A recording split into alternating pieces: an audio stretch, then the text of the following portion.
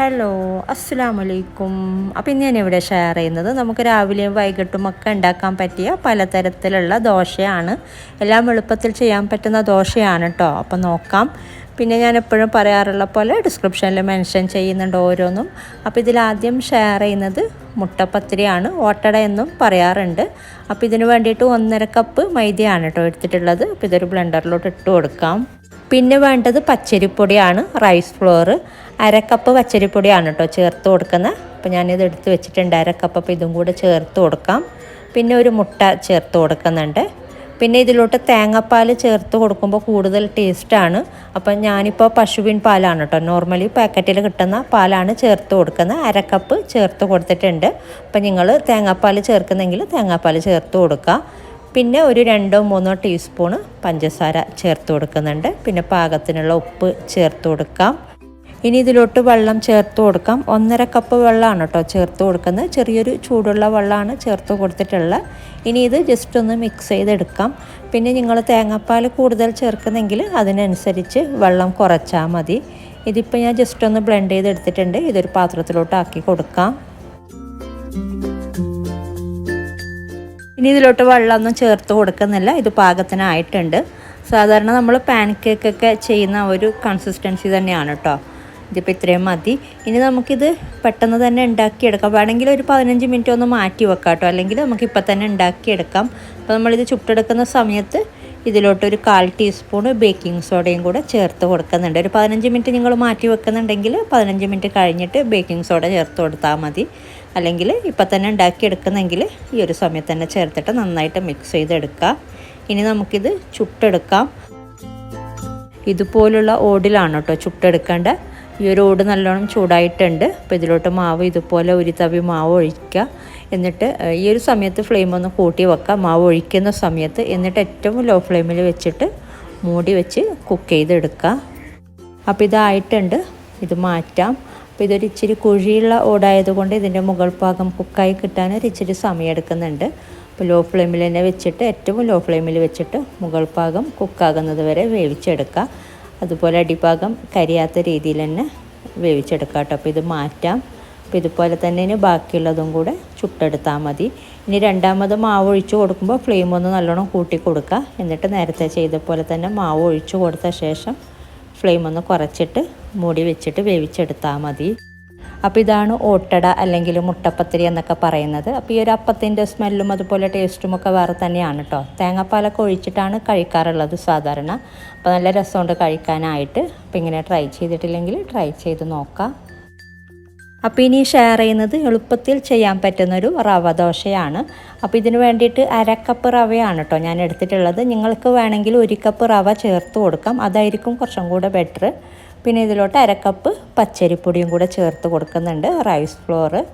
പിന്നെ വേണ്ടത് 1/2 കപ്പ് ഗോതമ്പ് മാവ്. അപ്പോൾ ഇതും കൂടെ ചേർത്ത് കൊടുത്തിട്ടുണ്ട്. ഇനി ഇതിലോട്ട് ഒരു പകുതി സവാള, ഒരു ചെറിയ സവാളയുടെ പകുതി ചെറുതായിട്ട് അരിഞ്ഞത്, അതുപോലെ ഒരു പച്ചമുളക്, പിന്നെ കുറച്ച് മല്ലിയില അരിഞ്ഞത് എല്ലാം കൂടെ ഒരുമിച്ച് ഇട്ട് കൊടുക്കുന്നുണ്ട്.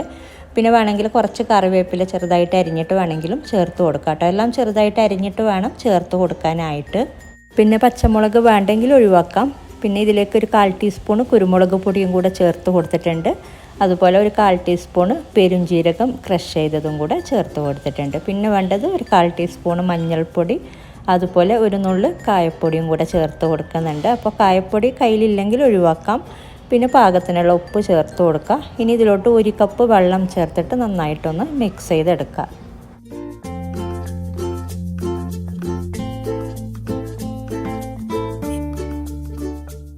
അപ്പോൾ ഇത് നന്നായി മിക്സ് ചെയ്തെടുത്തിട്ടുണ്ട്. ഇനി ഇതൊരു 15 മിനിറ്റോളം ഒന്ന് മാറ്റി വെക്കുന്നുണ്ട്. 15 മിനിറ്റ് കഴിഞ്ഞിട്ടാണ് കേട്ടോ ഉണ്ടാക്കിയെടുക്കുന്നത്. അപ്പോൾ പിന്നീട് നമുക്ക് നോക്കിയിട്ട് വീണ്ടും വെള്ളം ചേർത്ത് കൊടുക്കാം. അപ്പോൾ ഇത് മൂടി വെച്ചിട്ട് ഒരു 15 മിനിറ്റോളം ഒന്ന് മാറ്റി വെക്കാം. അപ്പോൾ ഇതൊരു 15 മിനിറ്റോളം മാറ്റി വെച്ചിട്ടുണ്ടായിരുന്നു. 15 മിനിറ്റ് അല്ലെങ്കിൽ ഒരു അരമണിക്കൂറോളം വെക്കാം കേട്ടോ. ഇതിപ്പോൾ റവയൊക്കെ ഒന്ന് കുതിർന്ന് ചെറുതായിട്ടൊന്ന് തിക്കായിട്ടുണ്ട്. ഇതിലോട്ട് ഇനി വീണ്ടും വെള്ളം ചേർത്ത് കൊടുക്കാം. ലൂസായിട്ടുള്ള ബാറ്ററാണ് വേണ്ടത്.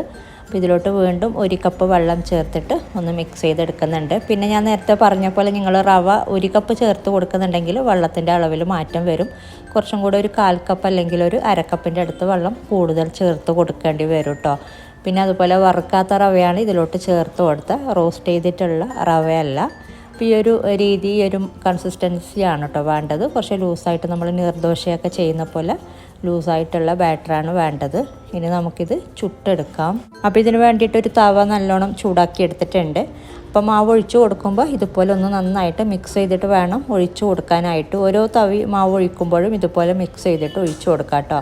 അപ്പോൾ ഫ്ലെയിം ഒന്ന് നല്ലോണം കൂട്ടി വെക്കുക. ഹൈ ഫ്ലെയിം അല്ലെങ്കിൽ ഒരു മീഡിയം ഫ്ലെയിമിൽ വെച്ചിട്ട് ഇതുപോലെ മാവ് ഒഴിച്ചു കൊടുക്കുക. പിന്നെ നമ്മൾ ഒഴിച്ചു കൊടുത്ത ശേഷം അങ്ങോട്ടും ഇങ്ങോട്ടും ആക്കി കൊടുക്കാനൊന്നും പറ്റില്ല. ഒഴിച്ചു കൊടുക്കുമ്പോൾ തന്നെ എല്ലാ ഭാഗത്തും എത്തുന്ന രീതിയിൽ കുറച്ച് തിന്നായിട്ട് തന്നെ മാവ് ഇട്ട് കൊടുക്കാൻ നോക്കുക. ഇനി ഇത് മൂടി വെച്ചിട്ട് കുക്ക് ചെയ്തെടുക്കാം. പിന്നെ ഇടയ്ക്കൊന്ന് ഇതിൻ്റെ മുകൾ ഭാഗത്ത് കുറച്ച് നെയ്യ് വേണമെങ്കിൽ ഇട്ട് കൊടുക്കാം. അപ്പോൾ മുരിഞ്ഞ് വരുമ്പോഴേക്കും നല്ലൊരു ഫ്ലേവർ ആയിരിക്കും. കുക്കായി വരുന്ന സമയത്ത് ഇതുപോലെ ഒന്ന് ആക്കി കൊടുത്താൽ മതി. എന്നിട്ട് അടിഭാഗം ഒരു ലൈറ്റ് ബ്രൗൺ കളർ ആകുന്നവരെ ഒന്ന് മൊരിയിച്ചിട്ട് വേണമെന്നുണ്ടെങ്കിൽ ചെറുതായിട്ടൊന്ന് മുരിഞ്ഞ് വരുന്നവരെ കുക്ക് ചെയ്തെടുക്കാം. ഇപ്പോൾ ഇതായിട്ടുണ്ട്. അപ്പം മാറ്റാം. അപ്പം ഞാൻ നേരത്തെ പറഞ്ഞ പോലെ ഫ്ലെയിം കുറയ്ക്കരുത്. മീഡിയം ഫ്ലെയിം അല്ലെങ്കിൽ ഹൈ ഫ്ലെയിമിൽ തന്നെ വെച്ചിട്ട് കുക്ക് ചെയ്തെടുക്കുക. അപ്പോൾ നല്ല ചൂടോടെ കഴിക്കുന്നതായിരിക്കും കേട്ടോ കുറച്ചും കൂടെ കൂടുതൽ ടേസ്റ്റ്. ഇങ്ങനെ നല്ല മുരിഞ്ഞ് വരുമ്പോഴേക്കും ചൂടോടെ കഴിക്കുക. നല്ല ടേസ്റ്റാണ്. നല്ല ചമ്മന്തിയോ അല്ലെങ്കിൽ ഇതിൻ്റെ കൂടെ കാര്യമായിട്ട് അങ്ങനെ കറി വേണമെന്നൊന്നുമില്ല. എന്തെങ്കിലും കെച്ചപ്പ് ഉണ്ടെങ്കിൽ നമുക്ക് നല്ല സുഖമായിട്ട് കഴിക്കാം.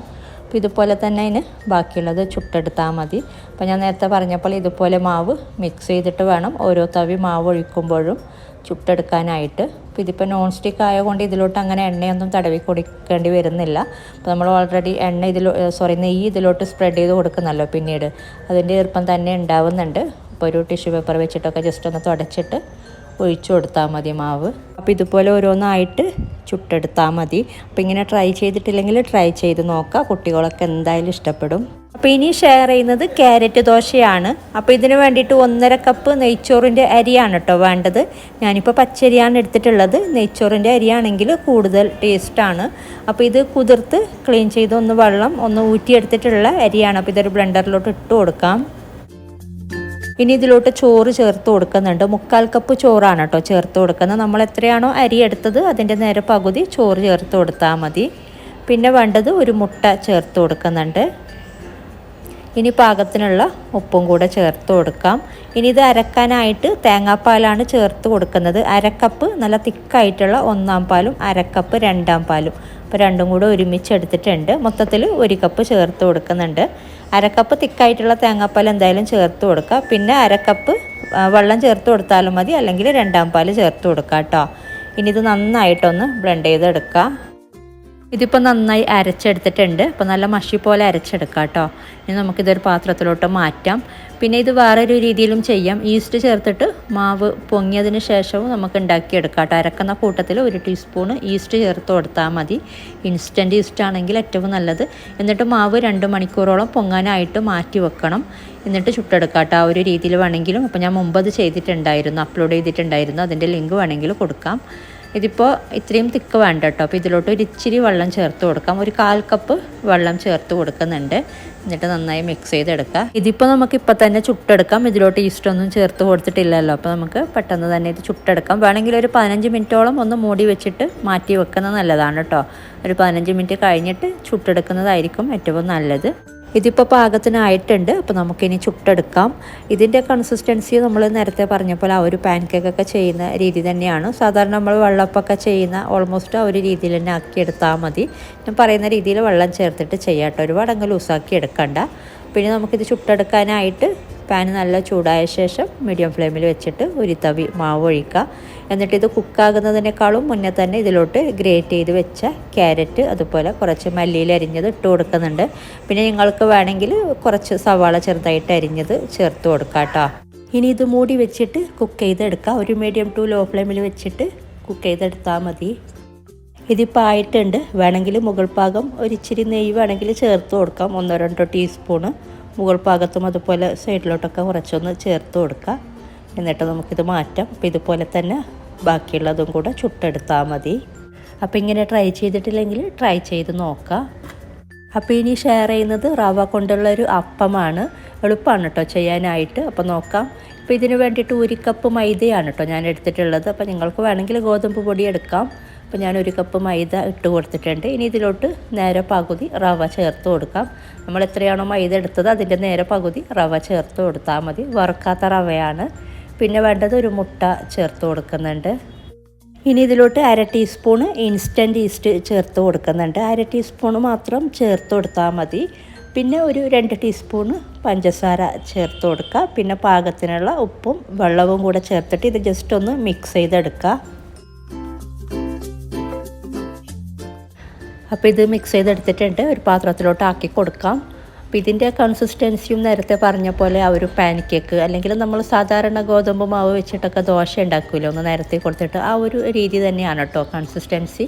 അപ്പോൾ ഇതിപ്പോൾ കുറച്ച് തിക്കായിട്ടുണ്ട്. ഇതിലോട്ട് ഒരു ഇച്ചിരി വെള്ളവും കൂടെ ചേർത്തിട്ട് ഒന്ന് മിക്സ് ചെയ്തെടുക്കുന്നുണ്ട്. അപ്പോൾ ഇത് നമ്മൾ ചുട്ടെടുക്കുന്നത് സാധാരണ ദോശച്ചട്ടി വെച്ചിട്ടാണ് കേട്ടോ. ഒരു തവി മാവ് ഒഴിച്ച് ആ ഒരു രീതിയിലാണ് ഉണ്ടാക്കിയെടുക്കുന്നത്. ഇതിപ്പോൾ പാകത്തിനായിട്ടുണ്ട്.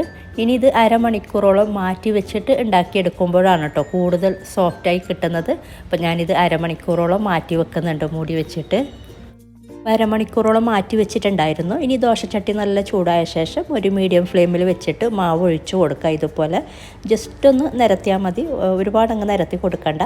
എന്നിട്ട് ഇതിൻ്റെ മുകൾ ഭാഗം ചെറുതായിട്ട് ഇങ്ങനെ കുമിള വരാൻ തുടങ്ങുമ്പോൾ ഏറ്റവും ലോ ഫ്ലെയിമിലോട്ടാക്കിയിട്ട് മൂടി വെച്ചിട്ട് കുക്ക് ചെയ്തെടുക്കുക. അപ്പോൾ ഇതായിട്ടുണ്ട്. അപ്പോൾ നമുക്ക് മാറ്റാം.